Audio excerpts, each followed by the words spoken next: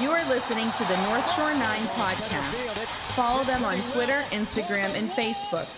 Also, make sure to watch NS9 Live every Thursday on Twitch and help support by becoming a patron. Let's go Bucks! Yo, yo, yo, welcome to NS9 Live. I'm your host, Anthony DiNardo. With me, we got Tyler, we got Jim. What's up, everyone? What's going on, guys? 500 buckos. 500 buckos. 3-3, baby. This is probably the high water mark of the year. It very well could be. Yeah. We'll see tomorrow. It's possible it could come tomorrow. Let's think about like where we stand right now. 3-3, 500 baseball club. And we've had back-to-back games of a player who has 4 hits. Bryan Hayes yesterday. Jim's leadoff man, Vogelbach. 4 hits apiece.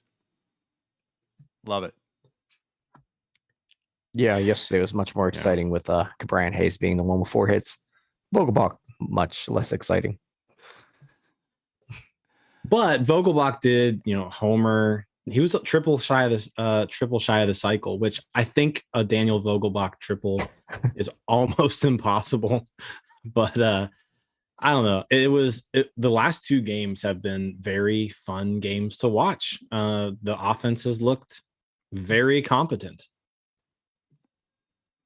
It has. And I disagree, Tyler. I mean, of course, like in big picture, Bryan Hayes having 4 hits is a great thing. But you said fun to watch. I don't think anything's more fun than watching Daniel Vogelbach have 4 hits in a game. Yeah, that's a fair assessment, but you know what I'm thinking about. I'm thinking future. Vogelbach's not part of it. Bryan Hayes coming off. Is he not? I mean, guy's a beast. He's got extend another year in his Vogelbach. deal. Pick that up, right? It is a 2-year deal. Yeah, but Hayes coming off the contract extension, seeing the 4-hit game, it'll raise it a little bit. We'll see. It makes it move. So the Hayes game yesterday was great, excellent, just a perfect game all around for him, defensively, offensively, and today definitely, it was fun to see Vogelbach have those 4 hits, the home run to lead things off in the first inning. Yeah, I mean, it's offense is clicking. I think someone tweeted out earlier, I think we're 5th in the majors in hits right now and like 9th in runs scored. Like, who would have thought that? Especially after that opening day. And is that total? I think so. Because that's with losing a game. So as I was tweeting out today, clearly Pittsburgh Pirates offense is a juggernaut. Hands down, no argument. It's a juggernaut. Totally sustainable. Absolutely it is. 4 hits a night is nothing. If the player does not get 4 hits going forward, it's a complete failure. Yeah, exactly. Kevin Newman's next. I mean, pump the brakes a little bit there. Kevin Newman has been like a doubles machine. I do want to talk about him a little tonight. Yes. 3 doubles on the year. Had another one tonight. Up to a 114 weighted runs created plus for Kevin Newman. Still hitting like 230, which is the absolute opposite of everything Kevin Newman has ever done. 217, and yes. Slugging 500. The ideal picture of Kevin Newman is like 288, 320, and 388 with like a 90 WRC plus. That's like the ceiling right there. Yeah. And I know he struck out today. Another one that stands out was he watched 3 pitches go by him. I don't think it was last game. I think the game before or something. 3 pitches go by him. He didn't even swing at, struck out. So like he's striking out, low average, hitting for a little bit of power here. Are we seeing a different Kevin Newman? Now, yes, part of that just being a little bit funny here, but. Keep all things fair. We've done our share of trashing Kevin Newman. He's got a little bit of gap power. As you mentioned, Jim, he's driving the ball. Now, I'm not saying he's a home run hitter by any means, but he is doing something this year opposed to last year where the ball went 13 feet into the dirt. He's driving the ball into the outfield like it's hitting grass. I know it's short. He's got a it's few an early of those part of the too, season, though. but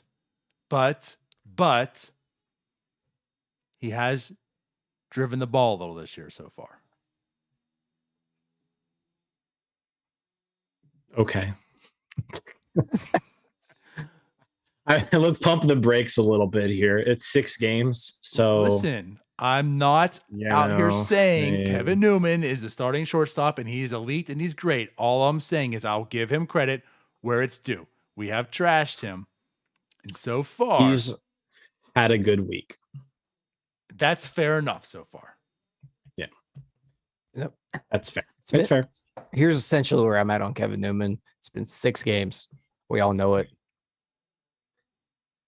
He's lifting the ball right now and driving a gap to gap, which we haven't seen really since his one slightly good season. Right. I mean, it's a positive. He's really just seeing the guy lift the ball is nice, and he's finding barrels. That's all I'm getting at. That's all I'm getting. I am not even cautiously optimistic. He will probably revert back to Kevin Newman. Probably. But just have our eyes peeled. He's put a good week together. Correct. The approach has been good for a week. He still is in the first percentile for average exit velocity to start the year. Also first percentile in barrel percentage. So I get it. But fair. I get it. compare his ground ball rate last year to this year. He's not chopping the ball on the ground. I would assume. I haven't looked at any of this. Well, he can't. If he already has 3 doubles, he's already hit more balls in the air this year than all of last year. So, it's got to be higher just by default. His average launch angle is 15.7 degrees right now, which is far and above the most that he's had in his career. But again, it's 6 games. So That's like one hit worth of. That's all I'm getting at. We don't need to go any further. Still is 0 barrels so far on the year. So, womp. Real quick. How many barrels did he have in 2019? 2019, he had 9. Okay. So we're on pace for a 2019 like season. Like 1 barrel in the next 2 weeks. We're good. Yeah, pretty much. Sure. I mean, he's like 1 barrel every 3 weeks. Right. Okay. To match 2019. And I think if he gets 2, we might see a 350 hitting Kevin Newman. And if he does get 2, even then we could go 6 weeks without a barrel. For what it's worth, he had 8 last year too. Yeah, but those went in the ground. That's not even possible. I mean, you could barrel a ground ball. No, you can't. No, you can't. Yeah. By definition. My definition of barreling something up is different than the lame ass stat cast. But that's literally no. That's what we're counting. Like that's a barrel. Is it just so there's like a barrel and then there's like Tyler barrels? Right. Where are yours counted, Tyler? I'm gonna go on that page and I'll let you know where the Tyler barrel's at. I just want to see you hit the ball hard. Okay, well that's a totally different thing from a barrel. Yes, I'm aware, but if you barrel something up, to me, it means you literally hit it on the barrel. Okay. You can hit the ball on the barrel directly into the ground. That was my original point, dumbass. That doesn't mean you barrel it. Yeah, well, Jim also thinks that bunting with up 9 runs is good, so I don't care about his opinion. I'm not saying it's an opinion, it's a defined stat. Like the stat is literally defined. It has to be. I think the defined stat is stupid. I think saying someone hit the ball really, really hard going 3 inches in front of the plate is also stupid. I wasn't saying that he hit the ball 3 inches in front of his plate. I'm saying you literally did. That's why we're at this argument. You're like, well, you could barrel the ball and go in front of the plate, and that's what you're counting. That's why we're limiting those and going with the real barrel stat. Not what I said. I said you can barrel a ball and it go into the ground. Correct. by Tyler Barrel, which as in is a dumb you stat. can hit a ground ball hard, you dumbasses. Correct. I understand what the barrel stat is. I'm just saying you can barrel a ball up and it be a ground ball. Okay, sure. Which does nothing. That's why you don't count it. That's why we don't. This is why all these stats are stupid. No, they're not. If you hit the ball into the ground fast, it's still going to get caught.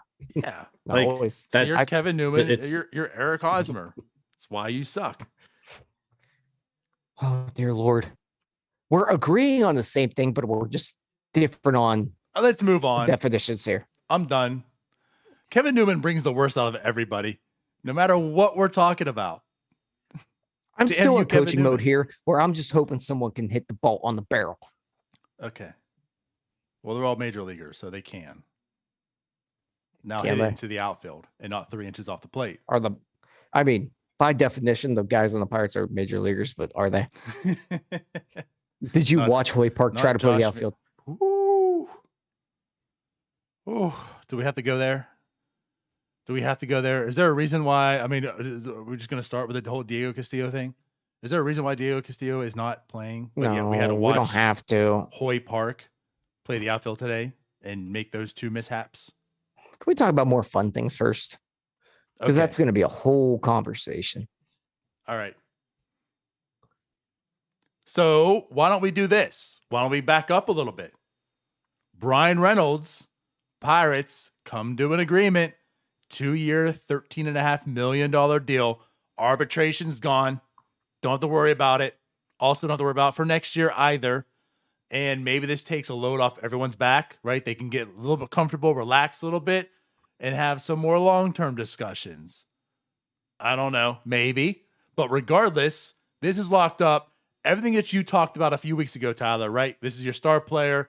This is the guy you make things different for, right? You bend over backwards a little bit. We heard Nutting was disappointed. We had our, talks of why the real reason may have been. But regardless, put it all behind us. It happened. That's the most important thing that came about this. It came about. It happened. 2 years, $13.5 million. It's a fair amount, I would say, right? Mm-hmm. Absolutely. Yeah, and good on Jason Mackey too, because he's had this for a few weeks that the Pirates are probably going to try to go for it and do it this way. Also, we've trashed him, but good on Bob Nutting. He set the reports where he was disappointed. They got something done pretty quickly after. So not mad at him for a few minutes today. For a few minutes. Here comes Cynical Jin. Yeah. I don't know how to approach this. Okay. I'll go ahead and say, like, I'm really happy that they were able to avoid arbitration, right? That would have been worst case scenario. Things get ugly in there. You've got your team basically arguing why you shouldn't be getting paid a certain amount of money. Like, stuff comes out. It's just not a fun experience. I wouldn't imagine it being a fun experience for either side, really. So the fact that we avoid that this year, that's really the most important part of this entire deal, right? Because he was going to get paid regardless. It was just a matter of like how much exactly, and we didn't want to go through this process. So we don't have to deal with that anymore. We're set for next year too, so don't have to deal with exchanging numbers for next year. I think the biggest positive to take out of this are those two things, and then also hopefully this means, hey, now that we're set for these next 2 years, can we start talking about, the next few years after that, right? So hopefully this kind of opens the door and it keeps talks going for a longer extension for Bryan Reynolds. So that's the first part. Second part is it still doesn't really commit to him, in any way. Like they committed to Ke'Bryan Hayes, right? Ke'Bryan Hayes committed to the Pirates. The Pirates still really aren't showing any sort of commitment yet to Bryan Reynolds. So I think, like I said, happy that they avoided arbitration. Still very cautious as far as moving forward. I'm not going to really pat the Pirates on the back for this. Like, this is a kind of a bare minimum thing that they should have done. Like, to be honest, why wasn't this done before the arbitration, like why wasn't this done a month ago? You know, like when they were negotiating numbers, we could have avoided this whole PR mess and been in the exact same spot, right? But we know how the Pirates and PR are. They're just, it doesn't really seem to be a priority for them. But they took a big PR hit in this Bryan Reynolds thing. And yeah, they came up with something that worked out. But in the end, people are going to remember they didn't want to pay Bryan Reynolds, right? That's kind of going to be the taking away thing from all this. But it doesn't, like I said, doesn't lock him up long term. Still means that, you know, he's got the normal 4 years control that he always had. It doesn't stop the trade rumors. It doesn't stop Ben Cherington from fielding calls. Doesn't stop all the national reporters from saying, hey, so-and-so is really super interested in this guy. And honestly, if anything, it makes Bryan Reynolds almost more attractive, because next year in arbitration, instead of making, you know, maybe $8 million or so, or $9 million, he's only going to be making $6.5 million. So he's even going to be cheaper for any sort of team who wants him next year. So good job on getting it done, avoiding arbitration, but we'll see. Like it's a wait and see approach for me with the Pirates and Bryan Reynolds right now. I think you're absolutely right. It's definitely a wait and see type of deal, but it's a step in the right direction towards a potential extension. I mean, like you said, we see arbitration hearings go bad quite often. Look at the Cubs and Chris Bryant. That was an absolute nightmare. So getting something done, it at least saves a little face. And you did say it makes him more tradable, but also it puts you more towards potential extension talks. You don't have to go through that entire process of tearing the players' 2020 season in 60 games down, which is all they had to go on. And I don't know, man. We got to take something positive from all this. Well, and I think also, yeah, I'm with you. Can we get someone in that front office to just put a gag order out where every time Ben Cherington takes a trade talk call, can we not leak it to every national reporter ever? I mean, on Bryan Reynolds from the other side. Shut it down. Find a way. Shut it down. Shut it down. Ben Cherington needs to do a better job of leaking more meaningless news to those reporters so that they shut the hell up whenever he fields a call.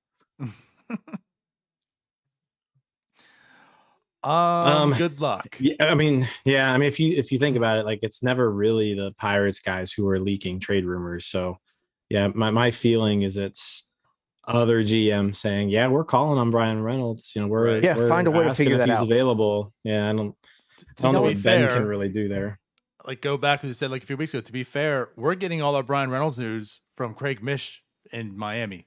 Nothing from the Pittsburgh reporters. You know what I mean? So like, that's why I kind of feel like how Jim's saying too, like it's probably not coming from our end at all. It's all the other GMs leaking their stuff.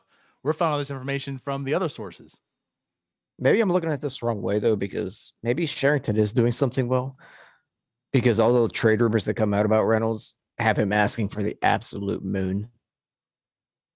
Mm-hmm. Yeah. So maybe he's just leaking that part too. Where but we did field that call, but we asked for every single one of the top prospects ever. True. So like I take Cherington, he did address it about a week or two ago where he's like, I'm not the one making the calls. He's like, people are calling me. And he was like, they're going to do that when there's a young, inexpensive, good player on a team that's not winning. He's like, people are going to call about him. So he did mention that, you know, it's not him making these calls. It's other people. I don't know. I just feel like at some point, like in the asking price must be astronomical. You know, it hasn't been met yet. Clearly, there's plenty of teams that would love to have Bryan Reynolds on them, like plenty. And no team has been able to provide Ben Cherington with a package that makes him go, okay, let's do it. Right? No one's done it yet. I guess I'm just a little worried that, like, without kind of a long-term commitment to him, like at some point a team's going to meet that asking price. And we'll get a haul. Like, we're going to get a haul if that's the case. But it also means no Bryan Reynolds for this next competitive Pirates team. Also means that window gets pushed back probably another year or two. Maybe. Yeah. That point, you're looking at Brian Hayes to be like the veteran, the big guy. Right.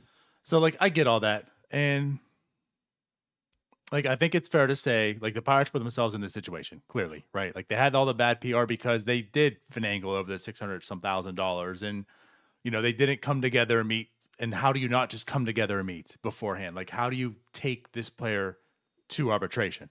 Just get something done, work something out, meet somewhere. There has to be somewhere they could have met at and they didn't, right? But all things being said, move forward. They lock up Brian Hayes, which I think most of us thought that was going to be a hard task. And again, like, you didn't hear that they were talking to Brian Hayes much until like right beforehand.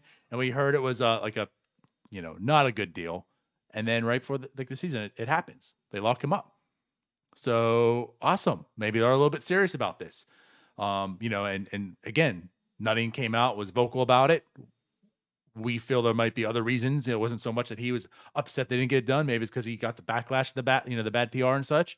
But regardless, he was upset. And now, you know, a week or so later, this gets done. Just as they said, they're looking to get a 2-year deal. So, right, like, he's not extended. This isn't an extension. You know, his timetable doesn't change any. All it does, though, is you have that out of the back of your mind. You know, you don't have to worry about Bryan Reynolds any longer, about any arbitration this year or next year. And what I'll say is, it is not an extension. It's not long-term, but it does show like that little bit of good faith, that little bit of commitment. You know, like, you did offer him a contract. You could just have done this year. You could have just met in the middle this year and said, I hope you have a bad season this year so we can find you cheaper next year. You know, like, I hope you fail so we can get a lower dollar amount, you know. They did show kind of what they're doing with Cruz. Type, right. We don't got to go back to that, do we? Not We yet. still- No, Not let's yet. not. No, not today. Not today. But it's like they did show a little bit of commitment, and maybe that does help mend whatever, some type of bad blood that might have been there or whatever, right? And as Tyler said, to work on that long-term deal, because that's all you have to work on now. You don't have to worry about arbitration. You don't have to worry about anything now for 2 years. It's just extending him long-term, if that is truly what you want to do. Yes, Jim, I can definitely see he's more marketable now, right? And like, you can budget that. You know what his salary is next year as well. You don't have to pretend and go to arbitration to find out. So it does make him a little marketable, but I'm trying to lose that mindset right now. I'm trying to, like, as Tyler said here, taking some of the positive. They did bad things, but they're going in the right direction, and give them a little bit of credit for doing it. They didn't have to. You said the bare minimum. They didn't have to do this. Like, they could go to arbitration. They could try to fight and win it. They did sign him to this 2-year deal. So baby steps, but let's see everything through before we start popping champagne and throwing parties. It is a baby step, but also it's kind of a bigger step for the Pirates, as they're a traditional just file and trial type of team. Right. They normally would never do this. They would have just went to that hearing and done whatever the arbitrator came out with. But True. You mentioned that it's not an extension type deal. I just keep thinking about that picture on Facebook that I saw, that terms met for Bryan Reynolds. It's like 2-year deal, and seeing people freak out because it seemed like they signed into an extension when it was just like an arbitration hearing. Yeah. But it happened. Yeah. That's all. Yeah, it happened. It's good that it happened. There's no complaints, I think, by anyone here. I think it's just like, okay, they got it done, but they shouldn't be done yet. Yeah, let's finish it. Yeah. How are they going to screw it up? Right. Oh boy. All right. So moving on, got the signings out the way. Back to the game, right? 4-hit vocal block. Newman driving the ball a little bit. What else did we see here? I mean, I want to talk about Rowansy, of course. Rowansy, for sure. Yes. Yeah, let's talk about that. 3 innings pitched. I mean, he looked 1 hit, 1 walk, 5 strikeouts. Fastball slider plays so well. That slider looked He nasty. looked electric. I mean, just absolutely electric. He nine swings and misses he generated in those 3 innings. He led had more than anybody in the entire game. He was pumping 98. That slider, no one put his slider in play. He threw 9 of them. 5 of them were swings and misses, and 2 were foul balls and 2 were balls. Like, it was just an incredibly effective pitch tonight. And then couple that with, like you said, Tyler, the fastball. That fastball slider combo was it was deadly. And then he elevated it well. He did. He was elevating the fastball, top half of the zone. It was just overall great game. And then the curveball was working too. Got some swings and misses with the curveball too. He threw more curves and sliders actually, but just a good mix of his pitches. And I think it was Joe Block or maybe it was even was it Bob Block in the booth today too with him, but just not necessarily. Yeah, he's got the stuff. Like, the stuff is there and it's clearly ridiculously good, right?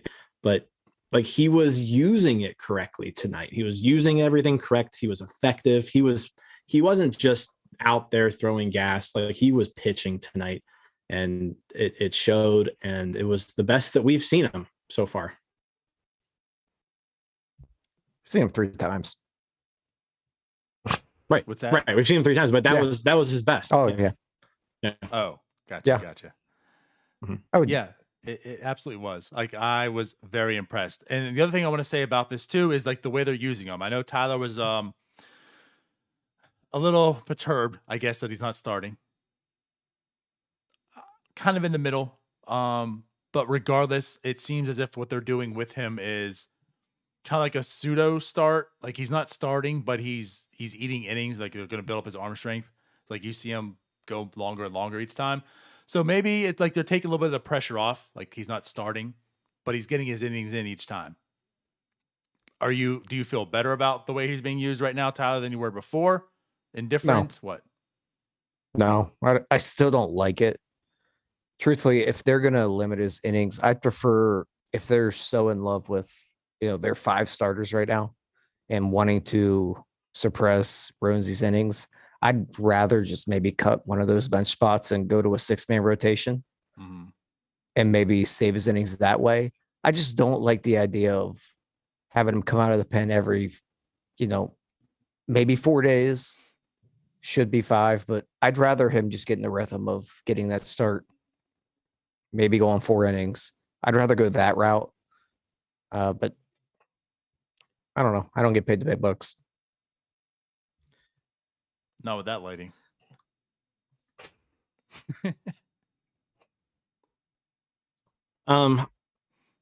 Again, like, I think my original opinion on this was, I would much rather see him starting, but at the same time, like, they do need to do some sort of inning management with him this season, right? Like, he shouldn't throw more than probably 110 pitches, 110 innings this season. So, how are you going to do that? How are you going to still get him out there?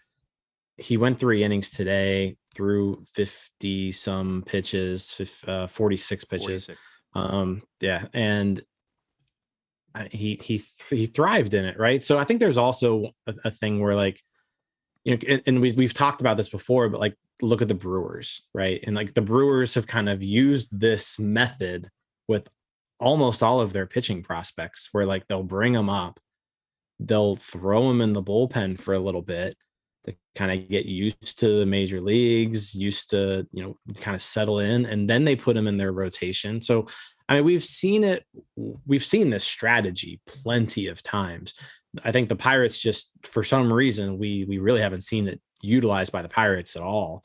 Like, if somebody's a starting pitcher, they're a starting pitcher, and they're a starting pitcher, right? And I think a lot of that just has to do with in the past 15, 20, 30 years. Anybody who can basically pitch multiple innings like has to be a starter on this team, just because of the lack of talent at that position. But no, like I said, we've seen it before. We saw with Brandon Woodruff, saw it with Corbin Burns in Milwaukee. So like we've seen it utilized. I'm okay with it for now. I do, though, at some point this year want to see him in the rotation, getting a start every 5 days.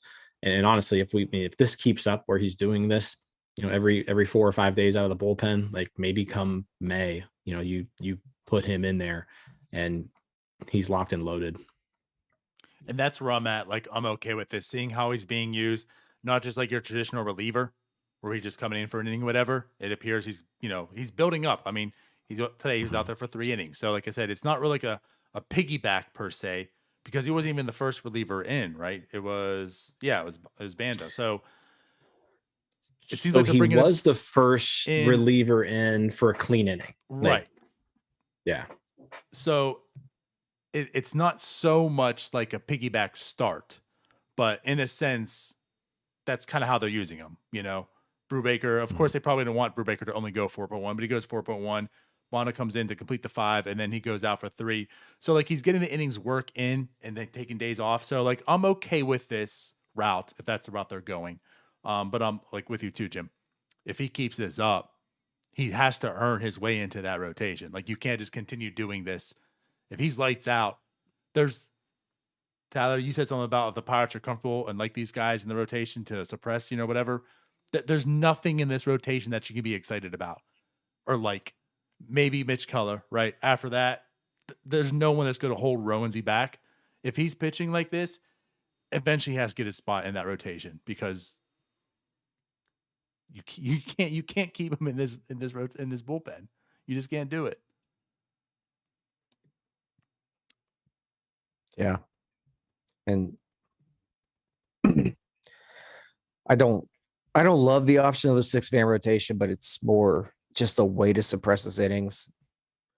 While I also just don't like the idea of having him heat up in the bullpen. I know the Brewers have done it before. We've talked about this, particularly with Mitch Keller during his struggles. That's with a Brewers rotation that doesn't suck ass. Pirates rotation sucks ass. So I'd rather just go with the 6-man, let him face an order through. It's the way they're doing it's not bad, because they are really controlling what he's doing. They're not using him like what I was afraid of, like they would use him in a similar fashion of Dwayne Underwood, where they just burnt the hell out of him. That was more of a concern. And they are controlling. Replace Underwood. Like he took his spot. So we're probably seeing Will Crow move more into that role. But it's, I don't know, it's maybe just a fickle thing, or it's just being a fan. I just want to see him start. That's really what it comes down to. Really, there's maybe what they're doing is correct. I don't care. I just want to see the guys start. Well, I ultimately want to do what's correct. I know, but I'm just being a fan here. I want to see the guys start. You can do it both ways. But you like barreling the balls into home plate, so your opinions are also That's not what terrible. I said at all. Yeah, well, Jim likes to bump up 9. That pattern. I think all of us want to see Roansy Contreras start. Like that's not like all of us want to see that, as fans. Yes. Ideally he's going out there every 5th day. We have like a Roansy day, right? And we get all excited for his starts and he comes out there and he shoves, right? That's ideal situation. I think we'll be there soon. So I agree. I would say like in a month, probably tops, he's in that rotation, because who knows? We could also see them. They do need to maybe manipulate some Contreras service time too. If we're gonna need to talk about that, right? Because they probably don't want him getting when they get there. But they also could utilize like for the innings limitations, right? Like, I mean, they could just pitch him until early September and say, okay, you reached your 110 innings. You're being optioned to the minors the last month of the year. Like that's also a thing that could happen. Sure. But that'll be one thing we have to keep an eye on with him, just from like a thinking outside the box here. But no, he's looked great, and yeah, I can't wait to see more of him. Yeah, truthfully, I'm more comfortable with him being in the bullpen now than I was when they first made the move, because I've seen the way they've used him. It was more of a fear that they were going to mismanage him, and watching Derek Shelton manage a baseball team for 2 years, who wouldn't be afraid of the way he would manage them. Right. But I'm in a more comfortable situation right now, the way they've done it. And that's I also fair. And that's really why I want to liked- ask you that, because I'm kind of like with you too. Like seeing how they're using him, I feel pretty comfortable with this route. I also really liked how, like, his first time in, it was kind of more like mop up roles, right? Like the game wasn't a game, but like they put him in today in the 6th inning of a 6-4 game, and like that was semi high leverage, right? Like he needed to go out there and he needed to put up zeros to hold that lead, and he did. So I was happy to see them at least put him in like at a close game with a lead. That was nice to see too. Struck out once, Odo. No easy task, unless you're Roansy Contreras and JT Brubaker, apparently. Should we talk JT Brubaker? I do. I want to talk about him a little bit too, for sure. Okay. Yeah. So you want to kick Are it we off? done with Contreras? Done talking about him. Yeah. With JT, I mean, I was maybe a little more optimistic than most on him. I know a lot of people were more on the camp that he should probably go in the bullpen. I think I'm joining that camp that he should probably go to the bullpen. The guy's just not a starter. The stuff will play at the major league level. He's just not it. He doesn't have a third pitch. The home runs are certainly an issue. The command was not there tonight. He possibly could go down as one of the worst opening day starters of all time. I was at that Ron Congrats, Vallone. JT Brubaker. When was that Ron Vallone game? Was it like 2003, 2004? I was Ron Vallone, Chad Cole, JT Brubaker, Ian Snell. But like Ron Vallone was coming off a season where I believe his ERA was over 6, and he was named. I mean, JT was pushing that last year. It's close. I still think, like, I want to see, because we still haven't seen JT Brubaker as a starter like for a full season. Like last year, kind of counted, but you could tell that like he just died towards the end of the year, right? I do believe he'd be better suited in the bullpen, and that's kind of that's the problem with this team, right? Like there's a lot of those guys, like Brubaker, Crow, all these people that we talk about, like, yeah, I feel like they'd be a lot better in the bullpen. At some point, like you need people to start games and pitch 4 or 5 innings at a time, right? So right now the Pirates are kind of in a position where like JT Brubaker has to start for them, right? So I'm cool with like he can be in the rotation this entire season, honestly. I'd rather see him in there than who would be the number 5 guy. Bryce Wilson. Yeah, like I'd rather see I don't know, then. Both of those guys. That's the thing, though. Think about it. Are you going to move Thompson to the bullpen? He's not better there. Are you going to move? No. I mean, move Bryce Wilson there. He's not better there. Quintana, Brubaker and there. Wilson. I mean, arguably, all of those guys are better in the bullpen. So, are they? But none of their stuff. None of them are. JT Brubaker can get a swing and miss. Those other guys really can't. Bryce Wilson is the most mediocre pitcher I think I've ever seen. I mean, he's definitely extremely pedestrian. Like if Bryce Wilson reaches his full potential, he is a 5th starter at best in the major leagues. And most likely he's a guy who is like a 6th or 7th starter who you need to make, 5 to 7 starts a year. That's probably his ideal situation there. But yeah, I mean, I'm still cool with Brubaker being in the rotation right now, but I think ultimately he ends up in the bullpen. So I'm with you. I'm with you 100%. Everything you said. it's just the nature of the team. Like that's just what stinks. And I think it's like it's not fair to Brubaker, to put it that way. Yeah, because like think about Will Crow. Like right now, early in the season, everyone's talking about Will Crow. The hype about Will Crow. How good he is. How good he is. That could be JT Brubaker. Like he could be in the bullpen right now, flashing his stuff, and everyone's like, "Wow, JT Brubaker is a weapon."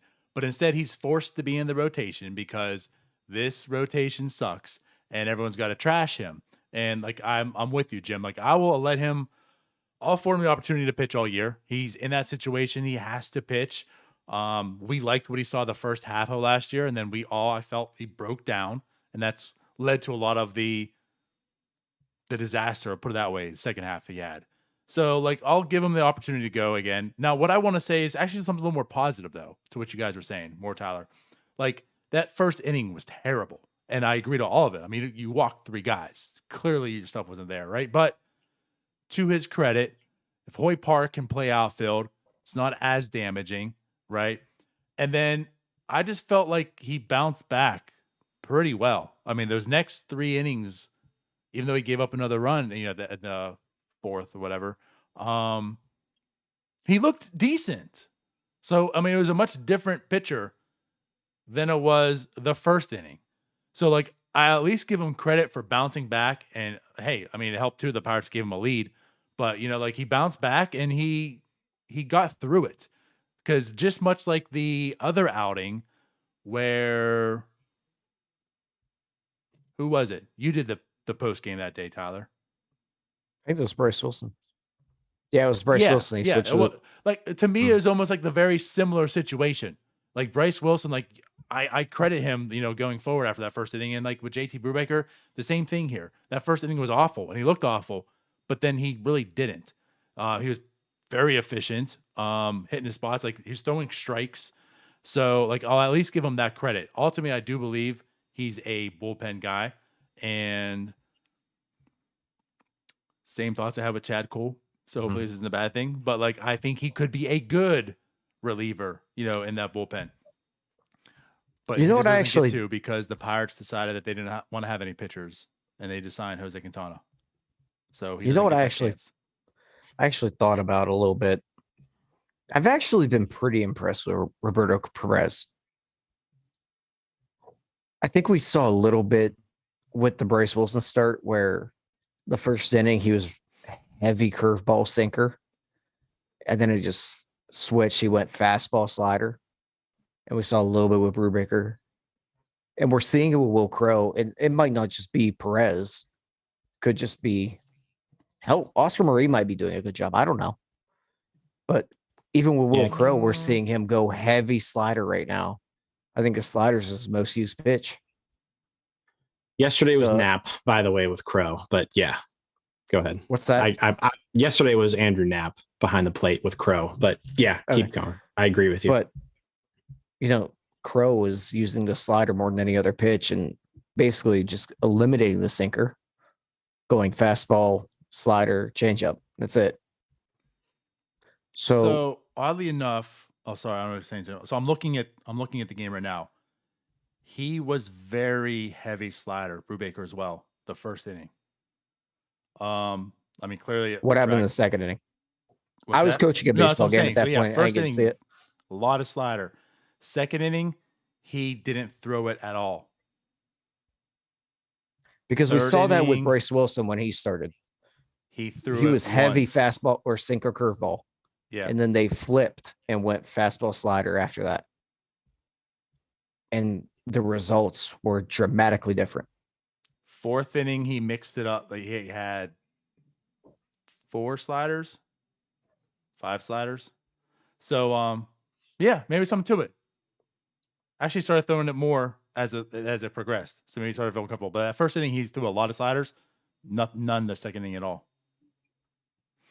So it's something to keep an eye on, just even, what they're throwing, and just keep an eye on how Roberto Perez is handling his staff. Because right now I've actually been slightly impressed by him.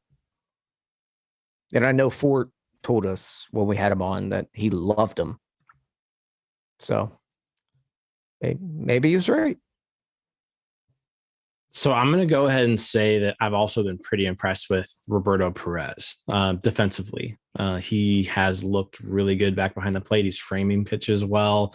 He seems to be calling good games. The pitching staff is, gelling with him, it seems like. The offense that he's provided obviously has been a bonus. And let's get real. It's not really sustainable, right? Like Roberto Perez is not going to be a above average hitter in the majors. He just hasn't been that in a long time. But he does add some value defensively. And yeah, I the more I see him and the more I see Zach Thompson and think that he can be like a capable, useful guy, all that hate I had kind of swirling around that Jacob Stallings trade, I don't really hate it that much anymore. I mean, I'm also starting to like Nicholas a lot. Yeah. Thompson Nicholas. Oh. Northeast I think Ohio guy. Yeah, so I think Kyle Nicholas is probably going to be best suited for a bullpen role. But he potentially back end reliever. Yeah. Yeah. A little bit intriguing. Yeah. Also Northeast Ohio guy. There you go. A lot of talent out of Northeast Ohio. Maslin Jackson. Bill Gamble, head coach. So big brand here.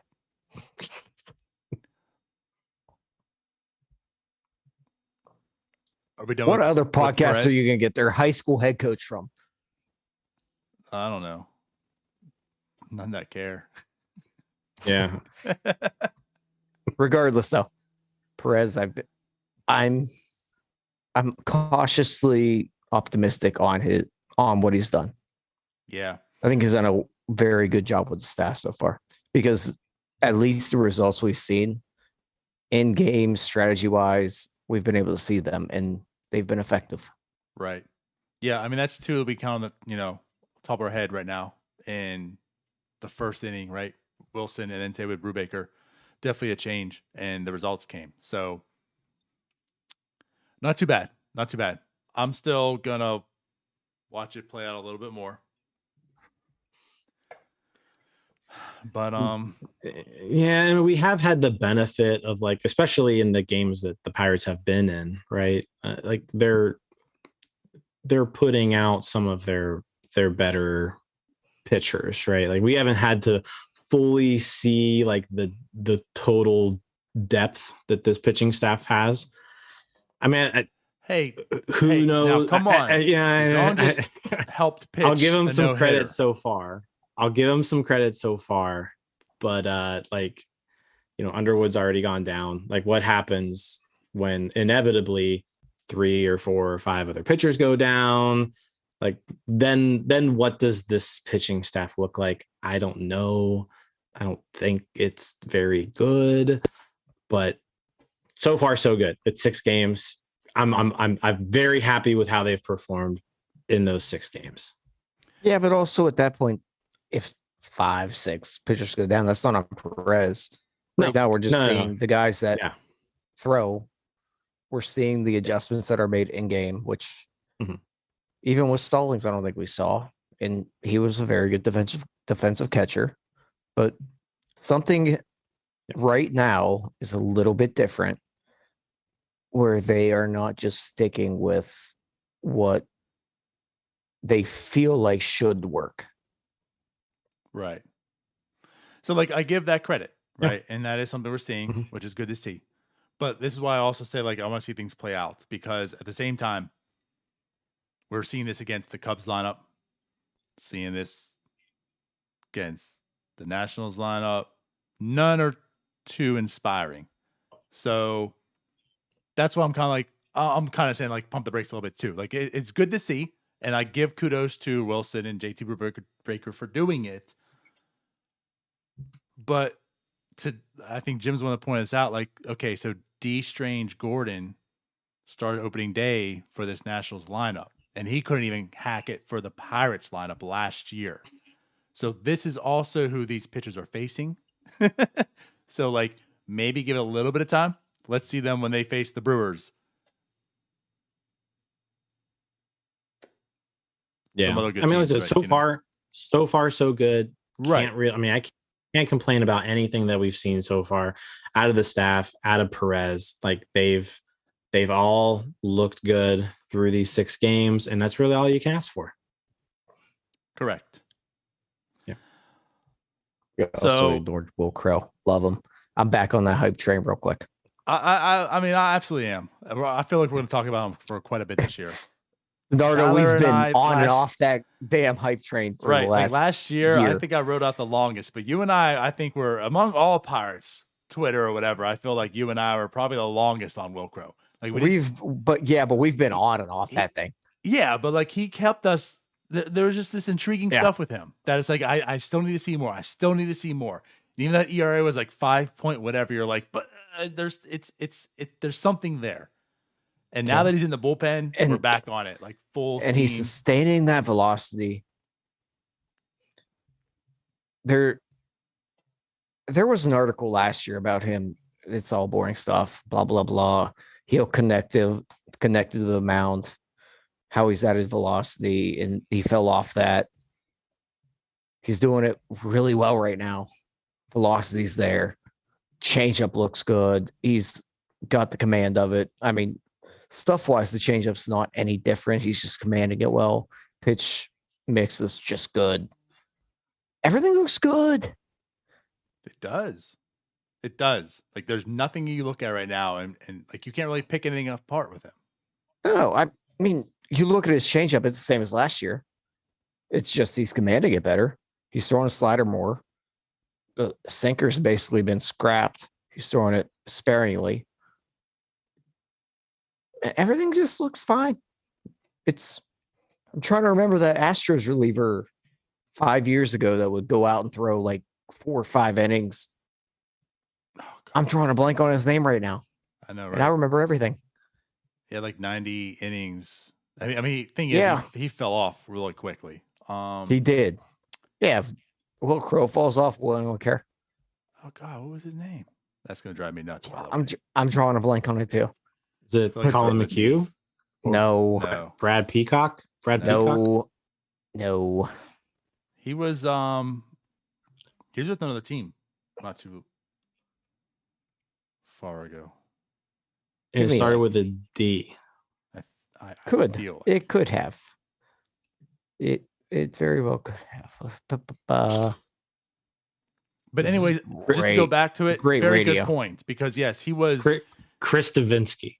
Yes. Davinsky. See, I told you it started with a D.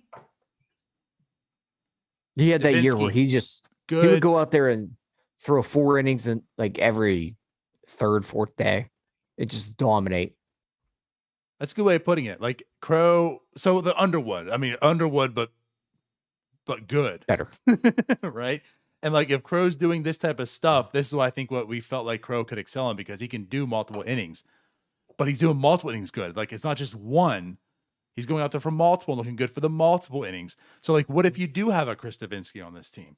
And again, that's the Houston Astros are in the World Series. Like he was a very, very valuable piece of that team.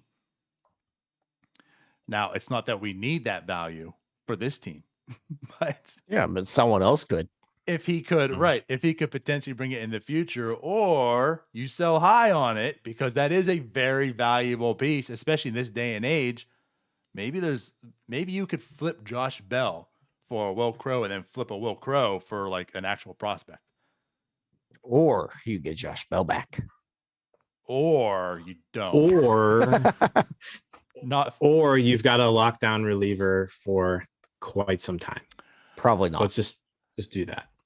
Here's the one thing I'll say to that. And I will live and die on this belief that if you have a very, very high reliever, sell. Like I'm on like the Neil Huntington aspect. Like I'm selling relievers all day long. Especially this. I'm not holding on to a Will Crow for 2 years in hopes that this Will Crow is going to give me the fruits of these labors in 2 years from now. Because odds are he's probably not. So like if Will Crow's doing all of this up at the deadline, I would be inclined to trade him ASAP. Bednar's different to me. So here's the difference though. Like pitchers, Like if this is Will Crow, right? And we've seen him 3 times, but if this is Will Crow, he ends up becoming one of your most valuable pitchers, like in a postseason, right? So if like the goal which here, the Pirates aren't seeing until to- 2025. Yeah. So trade him. okay, no, I agree, but like, I mean, Will Crow's not a free agent until like 2029. By that time, his his arm's dead. Well, not And 20. He's already not good 27. anymore. 26. Maybe not. I mean, Andrew Miller was really good for a long time, right? I mean, Yep. He wasn't throwing the 3 kinda Chris guy. guy. Davinsky was really good that year.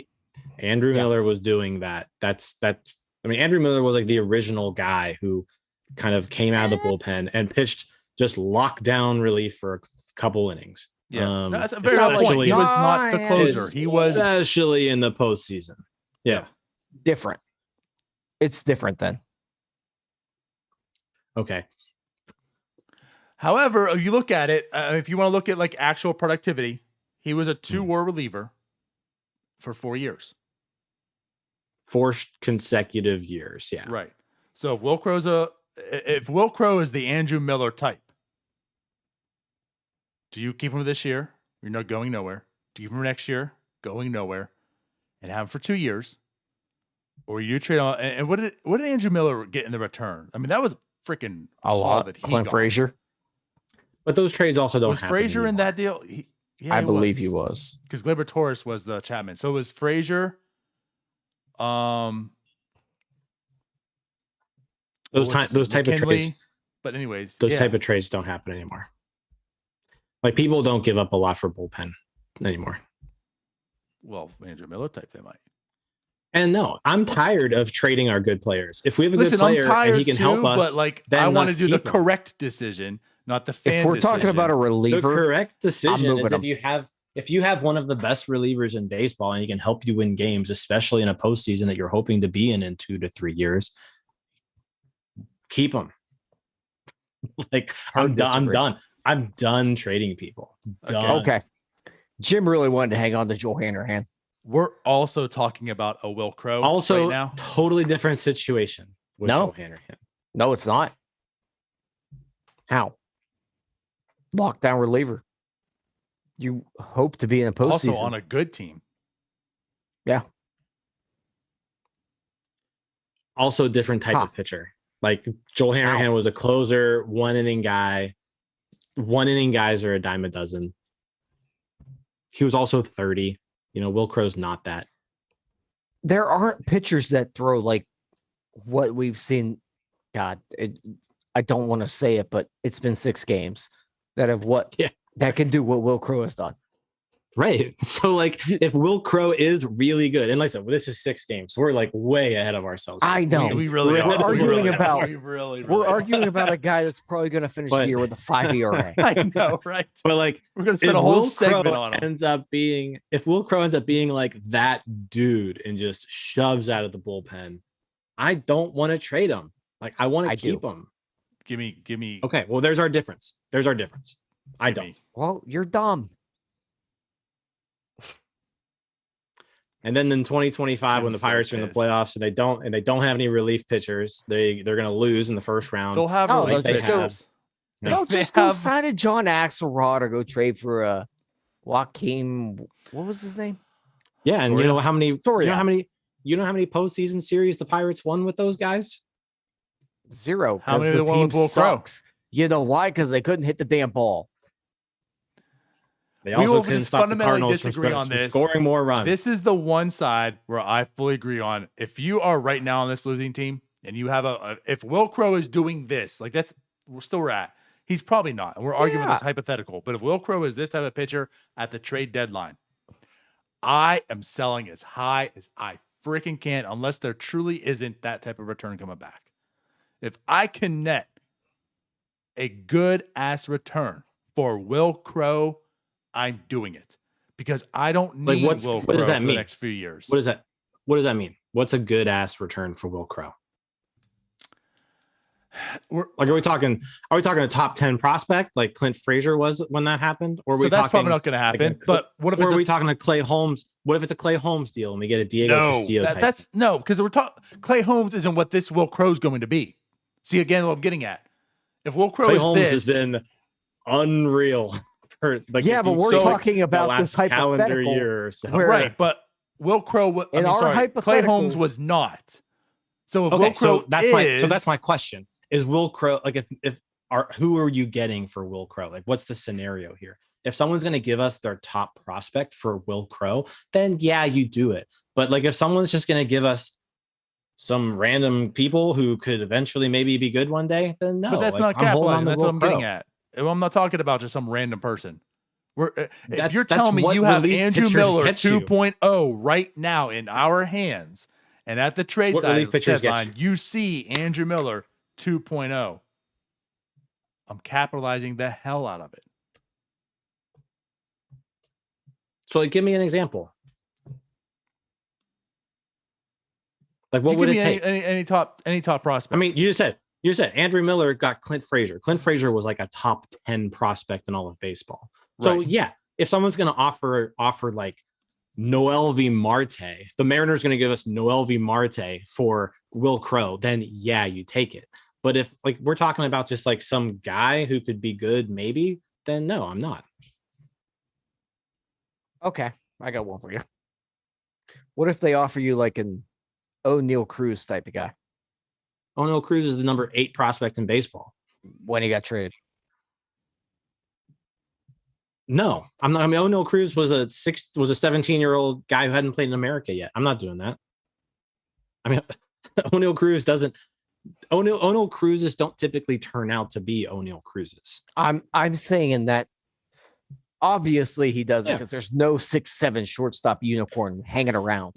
No, but if you're saying, hey, do you trade him for a 17-year-old who Okay. was just signed out of the Dominican Republic? How with about $300,000? Peguero? No. If the Pirates are in the situation they're in, let's Well, just like say, Peguero now or Peguero when he was traded? hold on. If Peguero let's now just is say like the a Pirates top are- 80 guy. The Pirates are in a situation where they are 20 games under 500 at the trade deadline, which they probably will be. And the option is Will Crow, who's thrown really well, traded for a Peguero that was a return for Starling Marte. You making that So trade? Well, that's my question. Like, is this Peguero No, 2 years the ago or the Peguero the now? Peguero 2 years ago. No, I'm not trading him for a 19-year-old who never played above 4 ball. Okay, so then you would have never made the Marte trade. I would have never made the Marte trade. Okay, we're on the same page on that one, but I just want to be sure. But Jeez. I would make that trade because it's a reliever for a potentially projectable shortstop. We are spending way too much time on Will Crow. We really are. We are. We're I know way we are. too much And time. it's a hypothetical. Way too much which time. is the worst part. It's Yeah. just this is the dumbest conversation we've ever had, and we've had dumb conversations. Nah, we talked about Cincinnati for like an hour. How about Aaron Fletcher shutting the door? There you go. Bring up. Speaking of people we spent way too long on, Aaron Fletcher. Yeah, you guys go ahead and talk about that. I'm gonna go pee. Yeah, I have nothing to say. I don't about care Aaron about There's Fletcher. nothing. I guess really like the really only main thing I really want to talk about. I mean Hayes, of course. I don't know. You want to talk about Looks Hayes? great. He looks great. I know he I had mean, that he just absolutely looks flub great. on third base, I guess, but Defensively, he looks absolutely incredible. yes, another stolen base. Offensively, he's hitting the ball hard. One thing, obviously, is just he needs to get some air under his balls, his air under his batted balls, right? Because right now he's hitting the ball really hard, but he's just not, if we're using the technical definition of a barrel, right? He does not have one yet, right? But he is in the top, I think 25 percentile or so in hard hit percentage. So he's hitting the ball hard. He's just not hitting the ball hard in an angle that's going to generate extra base hits, right? So that's clearly just the next step for him. Like, keep hitting the ball hard, but like figure out a way to get some lift on it, because it would be nice if he could turn into like a 20 homer type of guy, right? I think that's well within a reasonable expectation and hope for him, is that he's a average to above average hitter with just gold glove defense, and if you put those two things together, then you have a really special talent. Right. Yeah, Big like 15. the exit velocity is basically back to his rookie year, right? Rookie season, 92.8. This year, 92.6. The launch angle, like you're saying, though, is much different. So 7.4 degrees. This year, 2.5, which is back to what he was doing last year. Like, it's not really getting the lift like you mentioned. Not saying it can't come, but you're absolutely correct. Like, if he can do that, if he can do what Kevin Newman's doing right now, get the ball into the air, then he could be an absolute stud because we see what the defense is. It's just amazing. And then I guess lastly, to make our other NS9 member look dumb, really glad silly, I could chime in on Bryan Hayes. you had to go pee. Yeah, I was gonna say something, but let's go. Go ahead. I was just gonna say he is back to his rookie year approach where he's doing really well at hitting the ball hard oppo. Like you guys said, it's going into the ground a lot, but he does have that inside out approach right now. He's hitting the ball hard. The launch angle needs to come, but at the same time, it's good to see him hit it hard. It should be a relatively okay, easy fix. Hopefully, if he can just get some extension. I mean, I'm happy with him. And I think most importantly at this point in time too, which I think we put it past us already, but just the fear of God we all had us from game one when he went out injured, And it's like, oh boy, how long is this going to linger? And he just came back and didn't miss a beat. I mean, this guy, like you said, just drilled the ball. So clearly not an issue. I think we put any injury behind us, right? Not have to worry about that. So you done now, Tyler? No, go ahead and move on to the next one. Okay, so I was going to say, and then next, right, Bryan Reynolds looked really good again. Home run today. Bryan Reynolds is, air quotes, back, even though he never really left. Nothing to worry about with Bryan Reynolds, right? I'm never going to be worried about Bryan Reynolds. His swing does not change. The guy is just as smooth at the plate I think I've seen. I mean, his home run ball today, it looked like it was just a perfect swing. Like it was coming off of a tee and the ball was just blasted. He absolutely no worries about Reynolds. I think he's as good to go. He is locked in. He got on base 4 times today. 4 times. 2 walks and 2 hits. I mean, yeah, he's good. Bryan Reynolds was good at baseball. He's talked about it like that 2020 season. It was just basically getting on time with the pitcher. Swing wise, mechanically, he's obviously all the way there. There's nothing wrong with it. It's not like you look at him and like a Bryan Hayes. Well, we got to adjust this launch angle. There's nothing you got to do with him. If he's on time, he's fine. Yeah. And that's what I'm going to get here too. Like, again, I know it's so early into the season. We're talking, 6 games or whatever, but for anyone who is wondering like what Bryan Reynolds really is, because he has that 2020 season, then he saw last year, is he something in the middle, whatever? And it's just like, so far you're seeing out of spring, you're seeing now that there's nothing that screams to me that last year was a fluke. It looks more and more as if like, this is who Bryan Reynolds is. Sounds like a guy you want to walk up to. That play he made in center field wasn't fancy, but it was impressive the other day. Yeah. It was close to what Hayward did on him. The one where he was going to his right. Is that what one you mean? Yeah. He got a bad jump on the ball, but he was able to recover and make the play. So I don't think it should have been that interesting, but he made the play. That's at the end of the day, that's what matters. But he can play. That's what really makes you want to lock him up, is that he can play a center field now. He's not a corner outfielder anymore. I'm with you. And if you move him to the quarters, he's going to be fine there, but you can get a few good years out of him in center. And then you got a Kutch Marte situation, right? You got 2 center fielders in your outfield that you need in PNC Park. Shit. Are we talking about Cruz? I don't know. Definitely not Hoyt Park. I don't know who the other option is in the outfield right now. Marisnik. I mean, is Yeah. is that He's a guy. an option? He's a guy. Are we? Yeah. He's a guy. I mean, defensively, who can play it? He actually is an outfielder, which is nice because they're putting infielders in the outfield right now, and as we saw today, sometimes it makes people look silly. Right. Speaking of that, can we get to the Diego Castillo talk? Please. Let's do it. Let's finish it off with that. So why is he not playing? I'm tired of seeing this, and it just boggles my mind, and I hate it, and I don't care what anyone has to say. I want to hear all your excuses. I'm tired of giving, excuses for Shelton and them. Diego Castillo was called up to play Major League Baseball. He is a rookie. He is a guy who needs at-bats. You called him up. Why would you call him up if you don't want to play him? Just, he serves better in AAA then.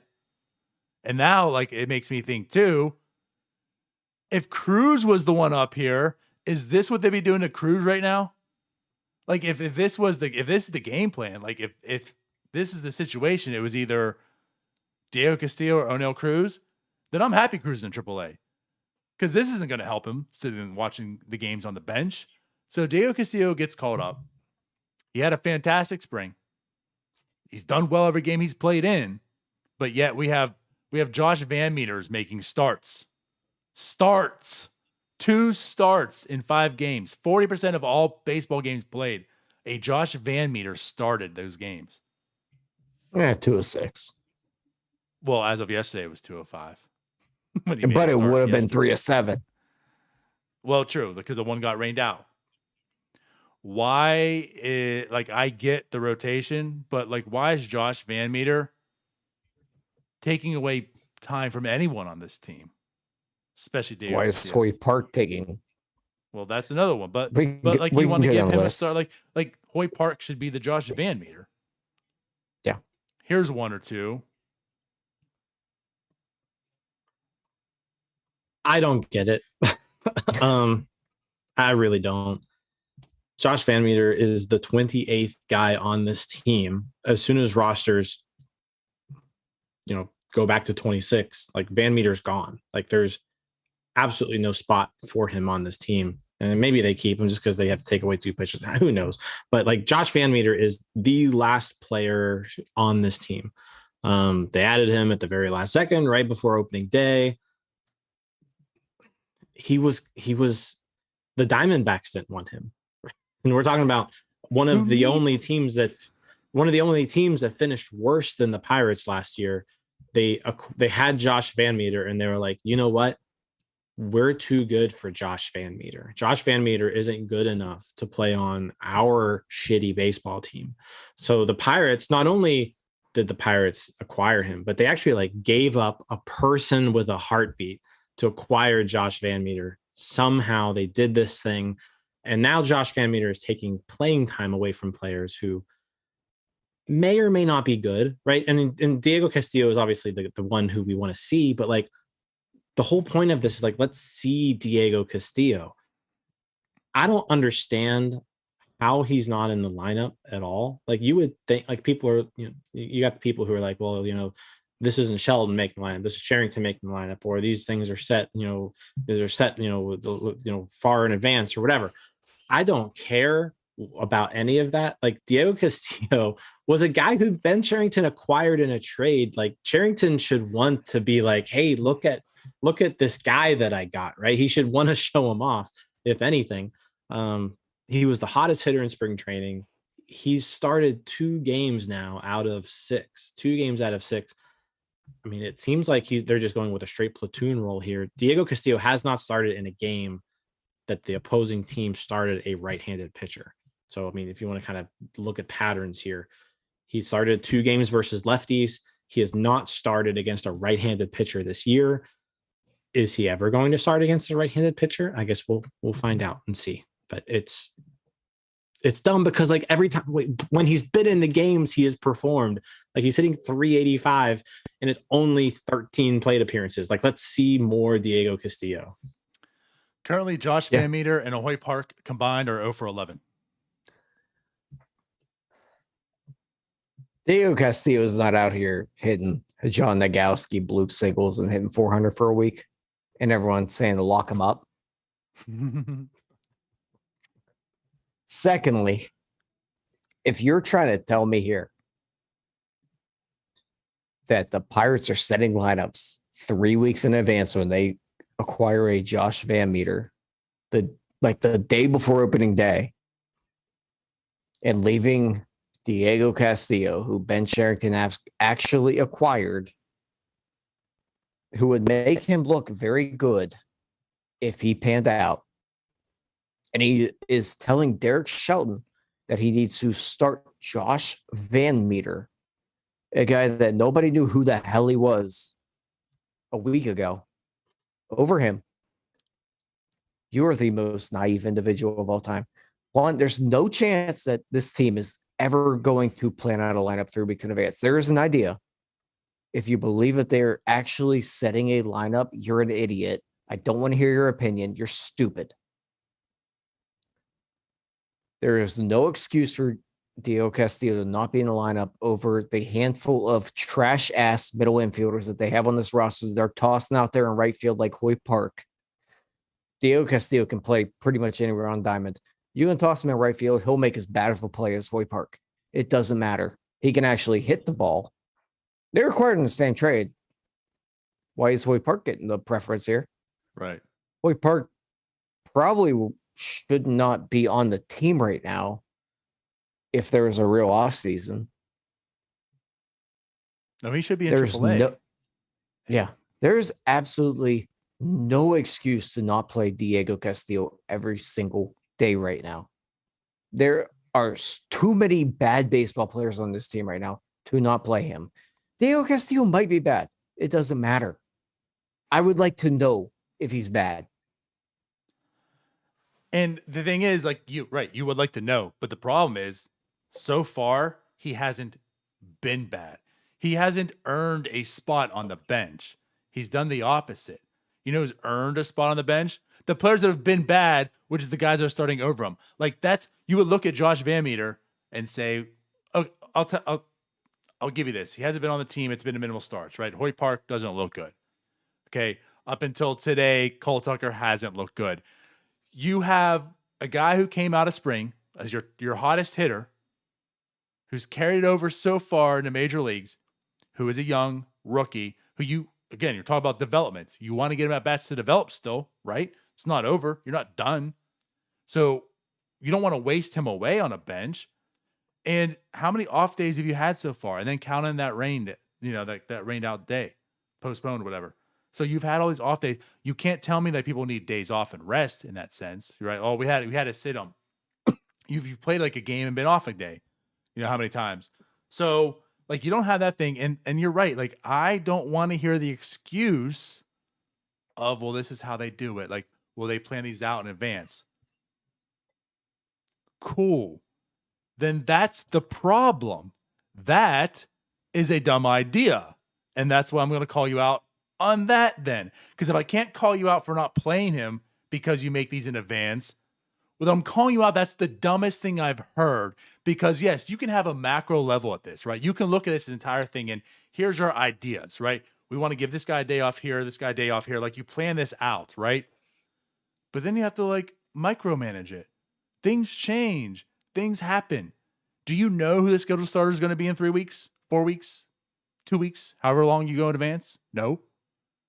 Do you maybe want to get this guy, keep this guy in the lineup? You penciled it off because maybe he's hitting 800 against them? Or, now this guy has a cold spell. Do you maybe want to get him out of the lineup? Maybe this guy's hot. Diego Castillo hasn't shown any reason to not be in the lineup. Do you want to continue to give him a day off every day? You have to manage this on a day-to-day level too. So if your whole idea and premise is this is how we do things around here. We plan out in advance. Well, I'm showing you that's a terrible idea. So stop it.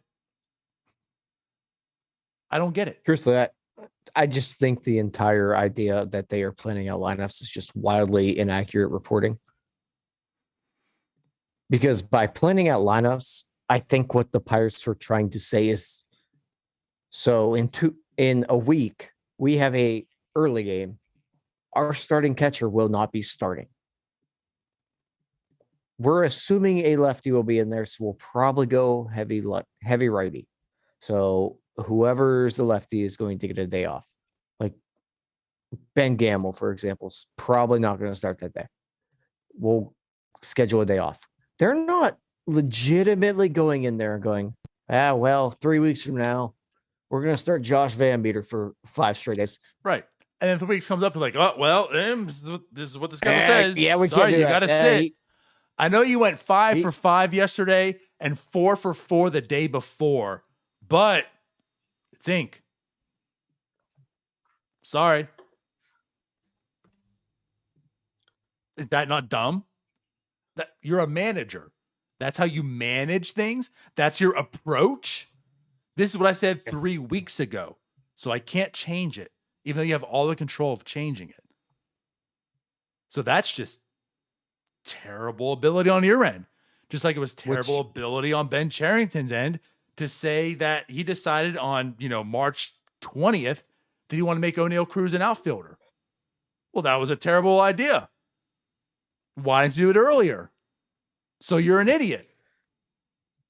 That had its own reasoning. I think this one to me is on Shelton. Well, that's what I'm getting at. I can't get to the spot in my brain where Ben Cherington is going into a meeting every day with Derek Shelton and saying, we're going to sit Castillo again. Give me some more Josh Van Meter. Yeah. I can't do that. I can't, as a rational human being, think about walking into somewhere. If I'm a GM and going, that guy I traded for last year, it's hitting real well. I like that guy that's 28 and has never hit in his life. Just a little bit more.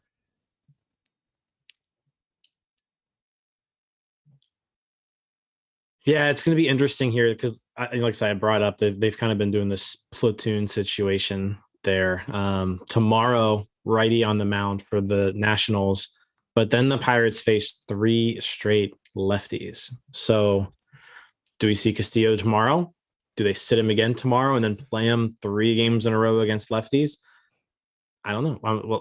I'm interested to see how these lineups are going into the weekend because it does line up for Castillo to get some playing time as a right-handed hitter with a lot of lefty bats, in this lineup right now with like I said, back-to-back left-handed starters coming up here this weekend. But agree with everything you said. Like, there's no reason why. I've said my piece on Castillo, I think. Yeah. Good deal. Well, that's how we'll end it then. Diego Castillo needs to be in this damn lineup for many, many, many, many, many reasons. All we don't of them even need being to the correct reasons. We didn't even have to discuss Hoy Park, Kevin Newman, Cole Tucker, whatever other scrub shithole they put out there. Van Meter. That was the scrub shithole. Yeah. I'm just going to keep pounding it. I just don't get it. Like, he shouldn't even be on the team. It doesn't even make sense that he was acquired. We talked about when that happened. Didn't even make sense. Yeah, year. well, and now he's starting. To be fair, Jim quoted Rum Bunner and gave us a reason why. But that reason, no, that that reason was to the point, valid at that right? point. Like, so at least there's something to it, but that didn't even come to fruition. Hayes is healthy. Mm-hmm. So that is null and void. Sherrington could handle that real quick whenever roster's trimmed down. Yeah, well, then why you give the guy starts that you're going to cut here in a few weeks? He could go all Moneyball, Billy Bean, the fake movie, and you know what? I'm going to get rid of him. All right, let's wrap it up. Let's get out of here. We'll be back later. If you're watching along on YouTube, go ahead and hit that subscribe button. Give us a like. Appreciate it. Listen to the podcast. Appreciate you guys too. See you later. Bye-bye. Peace out, Girl Scouts. See you guys.